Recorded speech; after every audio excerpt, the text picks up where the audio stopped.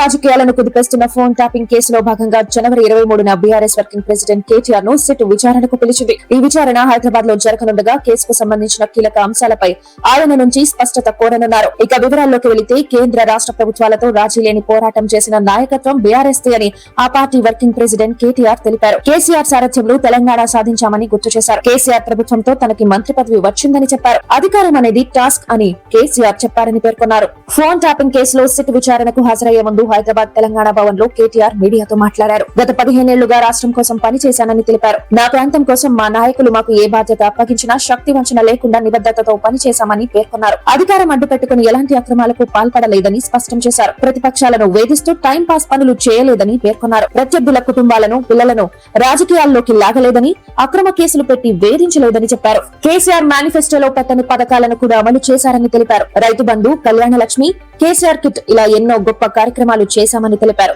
కానీ ఇప్పుడు రాష్ట్రంలో పరిపాలన పిచ్చోడి చేతిలో రాయిలా మారిందని విమర్శించారు.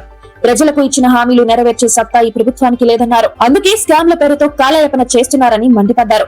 అందులో భాగంగానే కాళేశ్వరం, గొర్రెల స్కామ్, ఫార్ములా ఈ కేసు, ఫోన్ ట్యాపింగ్ అంటూ కేసులు పెడుతూ డ్రామాలు ఆడుతున్నారని అన్నారు. మేము ఎలాంటి అనైతిక కార్యక్రమాలకు పాల్పడలేదని స్పష్టం చేశారు. లేని దిక్కుమాలిన వార్తలు రాసి నా వాళ్లను మానసిక క్షోభకు గురి చేస్తున్నారని ఆవేదన వ్యక్తం చేశారు.